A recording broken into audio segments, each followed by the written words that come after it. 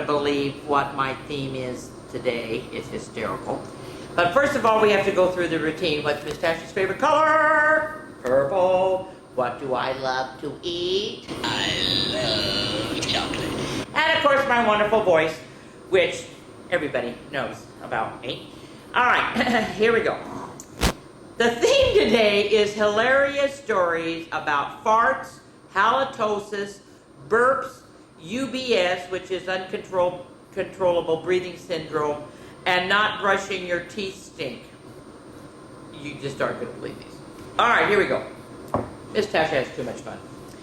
Okay, this is dog breath, the horrible trouble with halitosis. It's by and illustrated Dave Pilkey. The copyright is 1994. The publisher is Blue Sky Press, and it's the Scholastic Incorporated. All right. Ready? Okay, I have to put you down, put you over here. Okay, here we go. There once was a dog named Hallie who lived with the Tosis family. Halitosis was a very good dog, but she had a big problem. Halitosis had horrible breath. Whenever halitosis opened her mouth, horrible things happened. Like, look at the wallpaper is actually coming off the wall. The tree, the leaves on the tree, even the fish died, even the Mona Lisa had to say it stinks. Yeah, I know. Well, when the children took halitosis for a walk, everyone else walked on the other side of the street. Even the skunks avoided halitosis. But the real trouble started one day when Grandma Tosis stopped by for a cup of tea, and Hallie jumped up to say hello. Look at her hair. Mr. and Mrs. Tosis were not amused. Something has to be done about that smelly dog. Look at the poor lady with her legs in the air. The next day, Mr. and Mrs. Tosis decided to find a new home for Hallie. And look at, they're all crying because they do love the dog. The children knew that the only way they could save their dog was to get rid of her bad breath. So they took halitosis to the top of a mountain that had a breathtaking view. Get it? Breathtaking view. And I want you to notice there is a poster on this tree. This tree is dying, of course, because he just walked by. But there's a poster here, wanted for burglary. Okay. Well, they hoped that the breathtaking view would take Hallie's breath away. Even the sun's going, oh no. But it didn't. No. Well, then the next thing they did, the children did, is they took halitosis to a very exciting movie. And in the newspaper thing here, it says, more local robberies. Okay. They had hoped that all the excitement would leave Hallie breathless. The name of the story is Breath of a Salesman, starring Perry O'Donnell, because of your periodontals, that's because you have bad breath because of your teeth, and gingivitis. You know what? I have read this book so many times. I finally saw this and I had to write it down. I thought, oh my gosh, I got to do that. They hoped that all the excitement would leave her breathless. Well, but it didn't. And even on the screen, they are spraying air freshener. Oh dear. Finally, the children took halitosis to a carnival. They hoped that Hallie would lose her breath on the speedy roller coaster. You'll lose your breath on our roller coaster. Oh boy, that's going to be exciting. Well, look at what, 1, 2, 3, 4, 5, 6, 7, 7 people. Oh my gosh. Oh my word, they experienced halitosis. But that idea stunk too. These people are like, oh, give me a break. The plans to change Hallie's bad breath had failed. Now only a miracle could save halitosis. Sadly, the three friends said goodnight, unaware that a miracle was just on the horizon, and there are two burglars out in the off the window. Later that night, when everyone was sound asleep, two sneaky burglars crept into Tosa's house. The two burglars were tiptoeing through the dark rooms when suddenly they came across Halitosis. "Yikes!" whispered one burglar. "That's a big, mean, scary dog." "Ah, don't be silly," whispered the burglar. "It's only a cute little fuzzy dog." See, there it is. The two burglars giggled at the sight of such a friendly little dog. "That dog couldn't hurt a fly," whispered one burglar. "Come here, Poochie Poochie," whispered the other. So Hallie came over and gave the burglars a big, nice kiss. Slurp! The next morning, the Tosas awoke to find two burglars passed out cold on their living room floor. It was a miracle. I gotta read some of these. Ravenna Review, Rancid Respirations Restrained Robbers, or Houston Herald. Hero Hound Halts Hoodlums, or Boston Beacon. Bad Breath Bungles Burglary, or Pittsburgh Press. Panting Pooch Paralyzes Prowlers, or Tabloid News. Mutant Space Dog Captures Evil Elvis Clones. Really? The Tosas family got a big reward for turning in the crooks, and soon Halitosis was the most famous crime-fighting dog in the country. In the end, Mr. and Mrs. Tosas changed their minds about finding a new home for Hallie. They decided to keep her wonderful watchdog after all. It says, "This home is protected by dog breath." because life without Halitosis just wouldn't make any sense. SCENTS, sense. Thought that you would appreciate that. All right, I have to do this because this is driving me nuts. I'm not going to do this yet, and it's killing me here. Okay, there. I'm going to put it in the back. There we go. All right, I'm going to leave the things on because really I should have had them straight up for Halitosis, but this one I have to have. You guys, when I first started reading here in Amador County, I read to Mrs. Pantel's first grade class. And Walter the Farting Dog, the first Walter the Farting Dog, happened to be written. And so I did, of course, the kids loved it because when I read the book, number one, they could say the word fart, and it was okay because it was in the book. And number two, they had to find the cute little spider that was hidden on most of the pages. Well, now this is book 4. The second book, the one at the yard sale, is probably my favorite. The third one is about foul weather. That was my least favorite. This one's pretty good. Walter goes on a cruise. You can't imagine what Walter does, you'll find out. And then the last one is he's banned from the beach. They're all wonderful books, and they all have the spiders. But they don't have the spiders on every page, okay? Just to let you know. Walter the Farting Dog Goes on a Cruise by William Catswinkle, Glenn Murray, and Elizabeth Gundy. Illustrated by Audrey Coleman. The copyright, remember Audrey Coleman is the one who has the black hat, okay? Copyright is 2006. Publisher is Young Readers Children's Books Division of Penguin Group. Okay, here we go. Oh, it's so good. And it says, for everyone who's felt misjudged or misunderstood. All right, here we go. And believe it or not, there is a spider on the first page. It's right there. It's going up the gangplank. Look at the size of that ship, said Billy. It's as high as a 23-story building, said Father. It has everything in it, said Mother, even a shopping mall. And 5 swimming pools, said Betty. And what did Walter do? He farted excitedly. Yes. And the name of it is Sea Wind. Well, welcome aboard, said the cruise director. What a nice dog, said Pet Officer Smedley. The ship pulled away from the dock.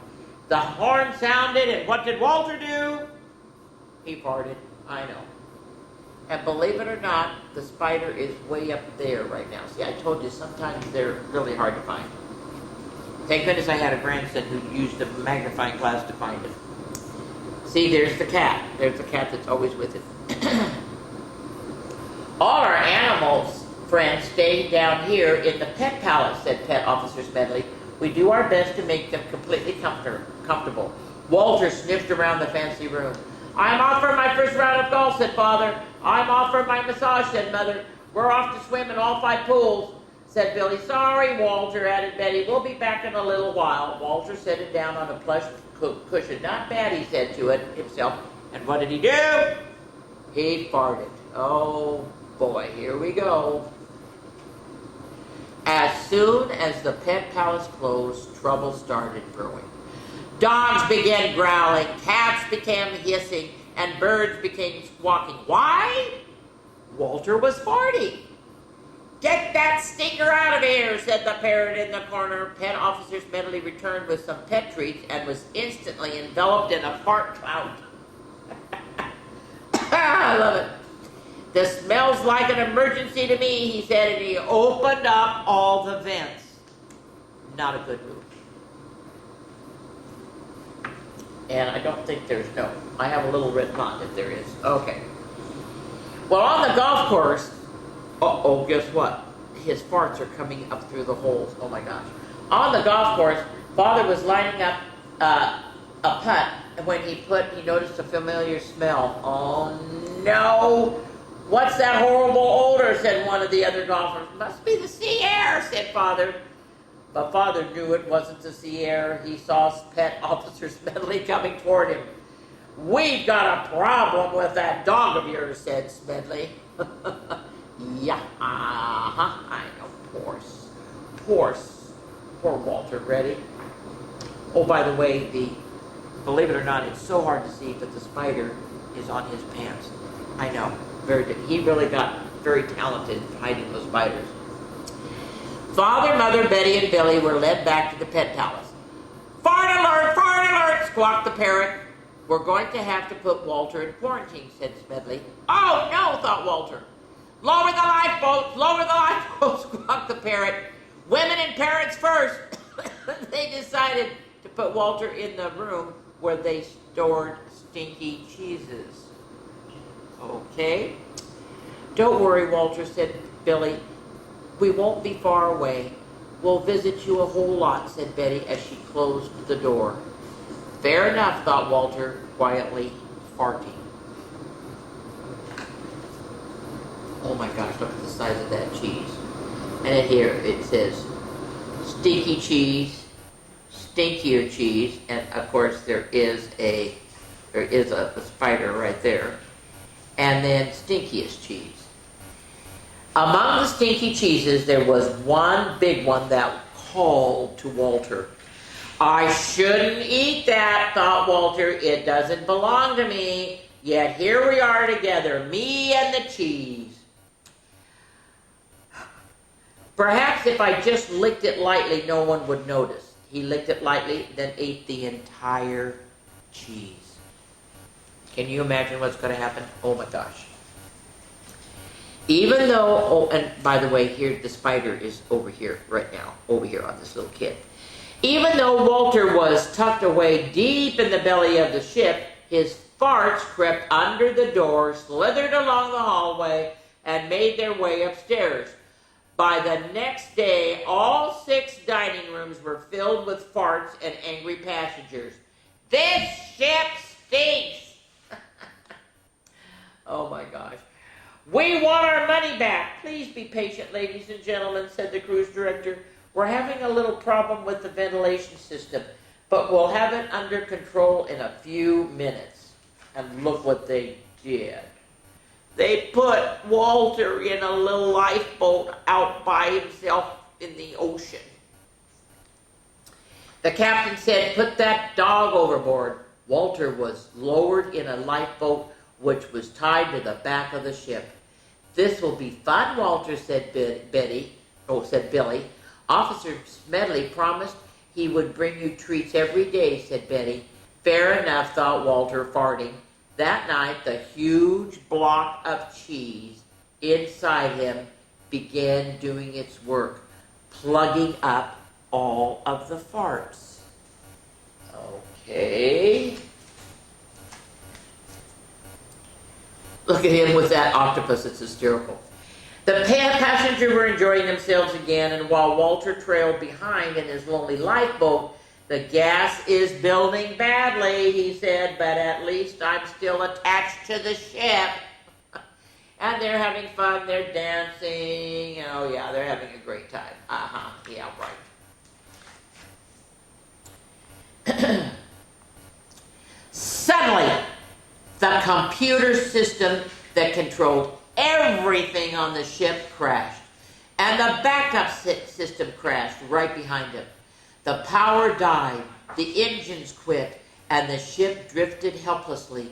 Everybody grew hot and cranky. Oh no. Uh-oh. In his lifeboat, Walter was having his own problems. The gas pains were getting to be unbearable. Try not to think about it, he said to himself, twisting to look at his tail. He realized, if that cheese lets go, I'll be blown halfway to the Arctic Circle. He felt the gas bubble building and building and building. He dug in with his paws and he braced himself. If anything breaks my perfect concentration, I'm done for. A fly then landed on his nose. He looked at the fly. The fly looked at him. Are you ready? I just can't believe this. There's a poor fly. There was a deep rumble as the cheese shifted inside him. A few small farts came out and gently pushed the lifeboat up against the ship. That wasn't so bad, said Walter. But then all the farts that had been blocked for days came out with a roar of a rocket. The ship heaved forward. Walter hung on, still farting. Warp speed, squawked the parrot in the pet palace. We must be back to full power, said Father, gripping the deck rail. But it was much more than full power. It was fart power. It shot the ship over the horizon and right into port. Right on time, said the captain. When the cruise was over, Pet Smedley presented Walter with a sailor hat. How nice. There's his hat. Yep, he has his hat on.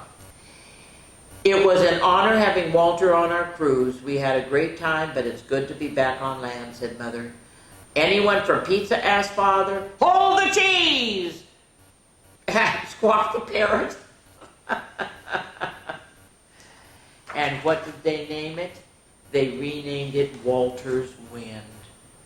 Wasn't that good? I know. I thought that was. That's so good. I mean, that's a pretty powerful fart to be able to send a ship all the way back in across the horizon. Yes, I know. All right. I have to have some water to get prepared for this.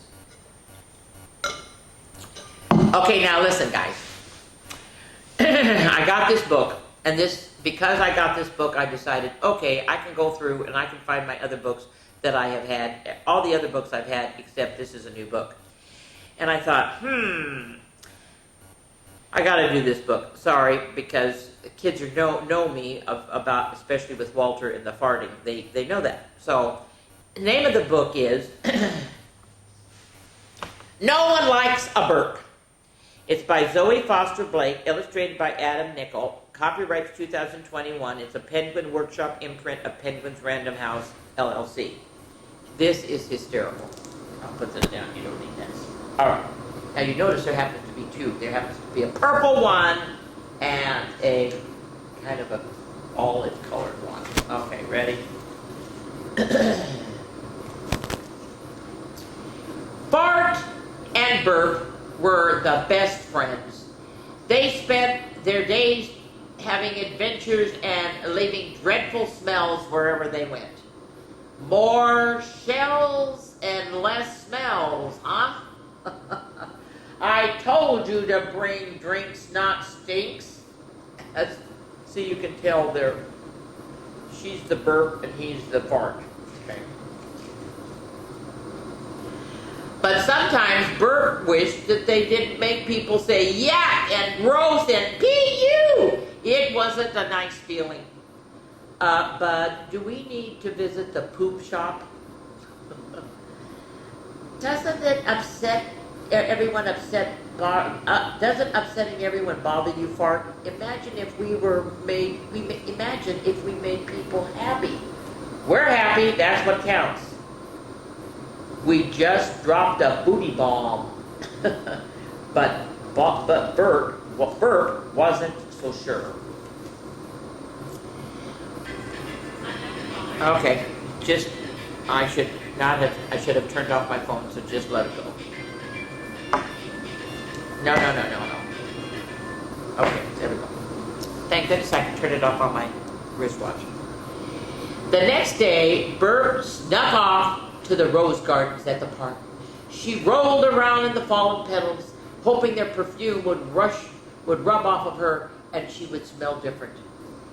Bert saw a couple having a picnic. Smiling confidently, she floated over. Josie, I love you so much. I don't care that you burp. But what? That wasn't me. It hadn't worked. Bert would be revolting forever. Her whole heart felt droopy. Bert began a sad float back to Fart. But what was this? Someone was in trouble. Oh, look at, there's a bully. Okay, oh my God. In a flash. I left a message. In a flash, Bert rushed up to the bullies and swirled around them as fast as she could to create a wave of stench. Ah! What's that? Ew! Gross! Out of 10. So disgusting. Let's go. The bullies left and the little girl collected her scooter and happily went on her way. Bert felt so incredible she had helped someone. So Bert explained to Fart by stinking out the bullies, she used her bad smell so good. Tootin' turtles, Bert. It's a real superhero stuff. We're gonna need capes, you know. The next morning, Bert and Fart soared excitedly across, looking for people to help. They didn't have to go far. Quick, Fart! He's stealing that car! Go, super stinkers! Bert and Fart pushed through the broken window. Ugh, what's that stink? Smells like a skunk dunked in rotten eggs. That's it, he cried, stopping the car and leaping out. I can't take it anymore. We're faster than a speed girl, cried Bert. We're stronger than Strength Man, said Fart. We're smellier than a tipped-over toilet, they cheered. They were having such fun being super stinkers that they didn't notice when it started to rain. Before long, a huge storm had rolled in. Bert saw a giant branch that was in danger of falling onto a kindergarten class. Oh no! Fart, we've got to do something. There are kids in there. You're going to love this next part. But despite their very best efforts, it wasn't working.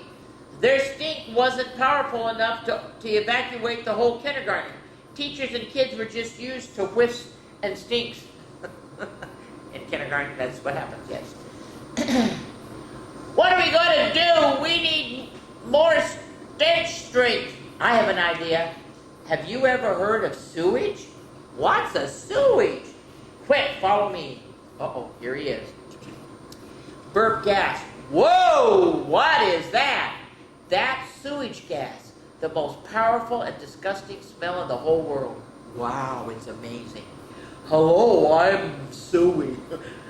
Bert and Fart explained the emergency as all they went back to town. Suey was thrilled to help. Suey was also friendly and kind, but as a giant cloud of poop-scented gas not terribly popular. Yes. They made a great team. Oh no, that smells toxic. Quick, everyone outside now.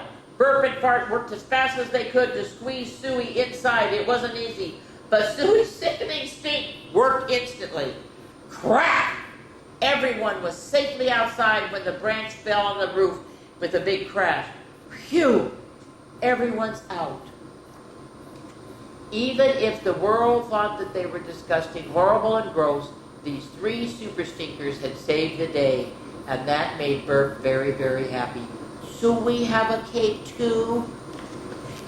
I love that book. I thought that was so funny. Okay. All right, next one. I have to put this on. And I have to do this. If I can do it. Without. Can I do it? Put it up over here. Put it up over here. There. I now have my nose on me as my pig nose. Because I am reading Pigs, No Lie, and Their Houses Can Fly. The story of the 3 little pigs as told by the wolf. It's by Jessica Gunderson, illustrated by Christian Bernardi? I don't know. Copyright is 2016. Publisher is Picture Window Books, a capstone imprint. Oh, you're going to love this. This is hysterical. Remember I told you about UBS? This is it. Yep, it's me. Wait a minute. I gotta get a drink. Okay. Yep, it's me, the big bad wolf. Now, before you run away and start crying, here's something you should know, and this is the truth. The only big or bad about me, well, it's my breath. Doctors say I have UBS, uncontrollable breathing syndrome. Basically, when I breathe, I let out a huge gust of air and I can't control it. Believe me, I wish it has gotten me into so much trouble. Life with UBS is tough. I breathe out and garbage bins tumble down the streets. Trees tip over. Oh, on really bad days, airplanes teeter off course. I can't play a proper game of sports. Balls shoot into the air and never are seen again. Hey, Wickety Wendy, the other wolf yells. How's it flying? Or hang on to your hat. Here comes Hurricane Harry. It's a lonely life. That's why I left the pack not long ago, hoping to make new friends. Well, one day I came upon a straw house in the forest, and a little pig stood inside stirring a pot of soup. I'd never known any pigs, but I'd heard that they were nice, upstanding creatures, and I thought it might be nice to enjoy having a pig as a buddy. And I called out, "Little pig, little..." Whoosh! The house exploded, straw flew everywhere. The startled pig took one look at me and jumped right into the boiling pot of soup. Waiting to apologize, I peeked into the pot. No pig, just a fat, juicy ham. Ooh, I took a few bites. Delicious. That pig, wherever he is, could make a really good soup. Yeah, he was the soup. Well then, farther on in the forest, I came across a house made of wood. A little pig stood inside frying potatoes over a fire. I said, little pig, let..." Crash! The wood house splintered into 100 pieces. The surprised pig saw me leap right into the hot frying pan. I was so sorry for blowing apart the pig's house, I wanted to apologize. But when I peered into the pan, no pig in sight, just strips of sizzling bacon. Bacon, yum. Well, finally, I came across a brick house. A little pig stood inside stirring a kettle of stew. Little pig, let me in," I called. Guess what? The house didn't budge. The pig saw me and hollered, "Not by the hair of my chinny chin chin." Maybe he had heard about the other pigs' houses and the messes I'd made. I needed to do something nice. So I gathered a basket of turnips and apples. The pig opened the door, snatched the treats, and slammed the door. Well, my stomach growled. I was hoping the pig would have shared his stew with me and we could be friends. I knocked, but he didn't answer. So I scampered up the wall and wiggled down through the chimney. Not smart. Whoop! Right into the pot of boiling stew. Ah! I shrieked. He lost all of his hair. What color is he? Pink, just like the pig. But he giggled. Goodness, look at you. With your fur burned off, you look like a pig. I did look awfully pink. I'm sorry, I was mean earlier, said the pig, whose name was Mort for short. Wolves don't usually want to be friends with pigs. They usually want to eat them. I told Mort about my UBS and how the other wolves bullied me about it. Have you ever used it for good? What do you mean? I asked. Come with me, I'll show you. Well, Mort led me to a little blue house. Inside, a girl was huffing and puffing, trying to blow out her birthday candles. Mort nudged me, and I leaned through the window and blew. The candles went out, and the kids all cheered. Then, later, we found a group of children trying to fly their kite, but the day was calm, and the kites wouldn't move. But when I breathed in their direction, the kites sailed into the air. So that's my story. Mort and I have become good friends, and his house is so sturdy I never have to worry about blowing it down by accident. He made stew again tonight. No meat in here, I asked. I don't eat meat, he said. Not even bacon? Mort just shook his head and sighed. No, Wolf, not even bacon. Not even when pigs fly. Okay, off this goes. And off this goes. I'll just put it down around my neck. I'll take it off later. Alright. My final one. This has happened to absolutely everyone. I don't care whether you are 5 years old or you are 75 years old. A lot of times you have what is called morning breath, because if you didn't brush your teeth at night and do what you're supposed to do, sometimes your breath is really, really bad in the morning. So the name of this is the Ha Monster. And I have to read the back first, because that's the reason why this book is done. Mr. Mack, oh, by the way, it says it's written and illustrated by Mr. Mack. The copyright is 2024. Publisher is Sean McDonald. All right, Mr. Mack, this is the picture of him up here, used to live in Ohio. He now currently lives in Southwest Florida. Mr. Mack does not like the cold. The cold makes him shiver, shake, and feel old. I started this book about 2 years ago. I picked it up, put it down, picked it up, put it down, but just couldn't seem to finish it. The kids inquired about it over and over, which gave me the extra push to get over the finish line. The idea came from one of my children. I had woken him up one morning, and he breathed a breath in my face, and it sounded like ha, H-A-W-W-W. And you know how morning breath is? It dawned on me that moment that would be a great kids book, and it just stuck. I hope you enjoyed the story, and don't forget, brush your teeth or the Ha Monster will get you. Now, I'm going to go ahead and read this book, but we're going to do it with where you're going to be able to see the pictures up close, because you have to find a green iguana and an orange cat on every page. Just thought I'd let you know. Are you ready? Okay, here we go. Alright. Devlin was a boy like any other boy. He liked to play, he'd make people laugh and rock guitar. And I will show you the first time. Here's the cat, orange cat, and there is the iguana, 2 colors of green. That's the only one time I'm going to show you those. The rest of the time, you're going to have to try to find them. Okay. We lived in a house with a dog and a cat, a sister, a mom, and a dad, and a lizard named Pat. Okay. Every night before he went to bed, his parents asked him to do one thing. I hope you're trying to find the cat and the lizard. He was supposed to floss and brush his teeth until they were bright and clean and shiny. But something was amiss. Each night after his kiss, a visitor would appear with big bulbous ears. Ooh. He was scaly and green and covered in slime. On his face were 2 sliced pickles with olives for eyes. He oozed from the closet to the side of the bed, and sometimes he would break dance and even spin on his head. Oh my gosh, he's on the ceiling.